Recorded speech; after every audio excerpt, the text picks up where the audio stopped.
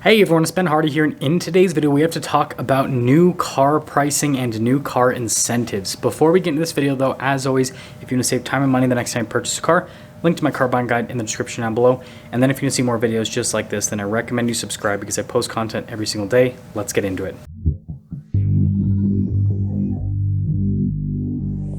In yesterday's video, we talked about how the new car shortage is a bunch of phooey at this point, and the average transaction prices on new cars definitely support this. So the average new car for the last couple months in a row now has transacted at under MSRP. This is both for non-luxury and for luxury cars.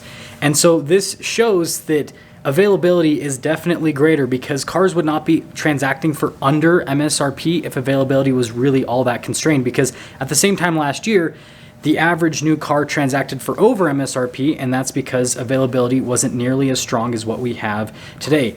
So right now, in terms of the average transaction price, it's still right around $48,000 for a vehicle, so just under $50,000. But when I dive into each of the individual categories, this is where things I think get really interesting. So when we look at average transaction price year over year, it's increased by about 3.7%. But the thing that's funny is the average amount of incentive spend has also increased by about 3.6%. And so that means that the average transaction price is up year over year by $1,744, but the average amount of incentive spend is at $1,714. And so we're in a situation where the incentive spend is basically equaling the amount of price increase that we've seen over the course of the last year on average with vehicles, which basically means that cars are, although technically more expensive now, are about the same price today as they were the same time last year. Now, before we dive into each of the categories, another statistic that I find really important for today's video is going to be sales volume. So month over month, it was down by 1.5%, so from March to April, but year over year up by 9%. So although month over month volume decreased, which pretty much always happens every single April, is usually not as good as every single March, year over year, we're seeing more volume with new cars. Now, when it comes to non-luxury cars, the average transaction price is just under $45,000, and the average transaction price actually slightly increased month over month with non-luxury cars. So non-luxury cars are actually getting slightly more expensive, but again, there's still more incentive spend on non-luxury cars. But the thing that I think is pretty interesting is there's two brands within the non-luxury segment that are still transacting for over original MSRP, and that is Kia and Honda on average are still going for over original MSRP, but all the other brands are pretty much going for under original MSRP on average. Now with luxury cars, the average transaction price is now under $65,000, and luxury cars are actually seeing the biggest price retreats currently, which is to be expected, right? When things are not the greatest economically, then people, cut back on luxury items first, and then they'll cut back on necessities second, or things that are considered necessities. But the incentive spend is bigger on luxury cars. The thing that's interesting, though, is that the amount of market share that luxury cars have is still pretty high, 18.2% of the overall market. So luxury cars still, command a pretty big presence within the overall market, but again, the prices are coming down faster on those than anything else. And then the last category is going to be electric vehicles. So year over year, electric vehicle transaction prices have decreased by about $10,000.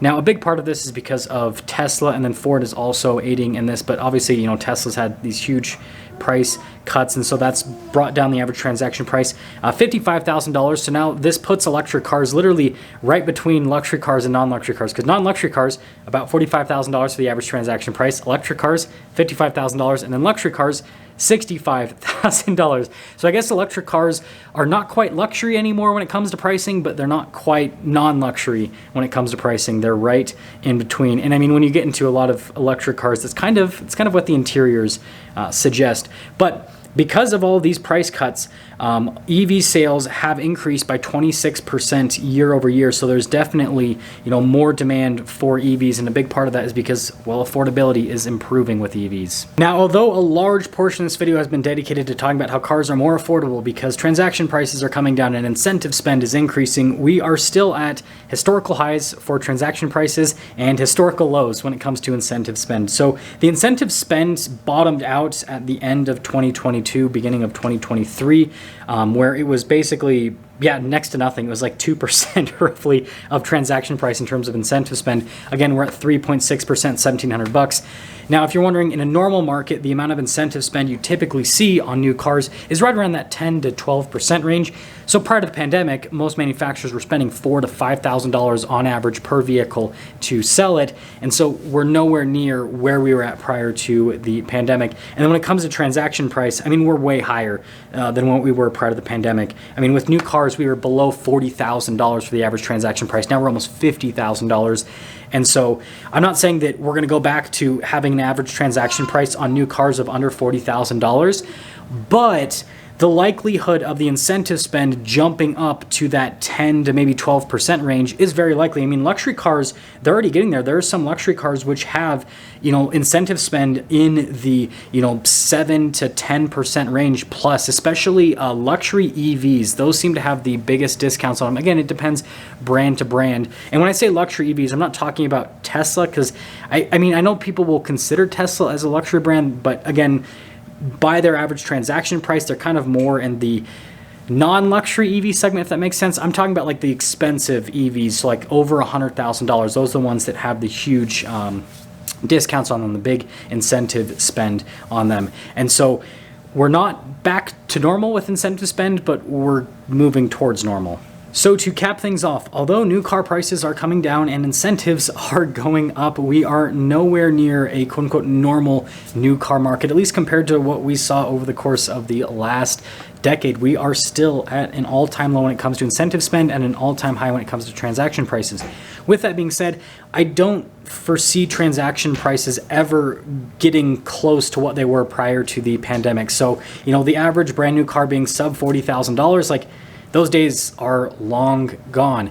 But I do see really strong potential with us seeing a market where the average incentive spend on a brand new car is in that 10 to 12% range. Again, luxury cars are getting pretty close. With a lot of luxury cars, the incentive spend is in that 7 to 8% range. And like I said, with some cases, you're already in that 10 to 12% range with cars that are really struggling to sell. And so I think that's definitely going to start spreading more across the car industry. But it's definitely going to take time. It's not just going to happen in the next month or two, unless economic conditions, all of a sudden just worsen at a much more rapid pace. And that's something that I quickly want to touch base on before we cap off the video, is that with the current economic conditions and with the higher interest rates, this could potentially put us in a situation where incentive spend could go above that 10 to 12% range, because if demand diminishes enough with the higher production capacity that we're seeing from automakers, then that could put automakers in a position where they just have to discount vehicles even more if they want to sell them. But we have to remember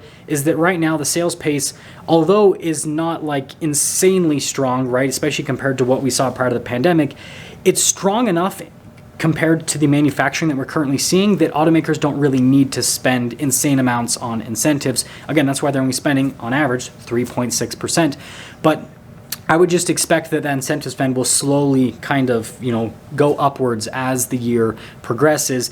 And again, my guess is as good as yours, but judging by everything that's, been happening trend-wise, I would expect us to reach, on average, that, maybe 8 to 10% range by the end of the year when you have your, November, December deals on vehicles. But let me know what you guys think is going to happen with this new trajectory of incentive spend, increasing at a pretty decent pace over the course of the last couple of months, and with transaction prices coming down. Do you think that this trend is only going to escalate, or do you think it's just going to be, kind of like a slow and steady thing where incentive spend will slowly creep up as average transaction price slowly creeps down? I'll see ya.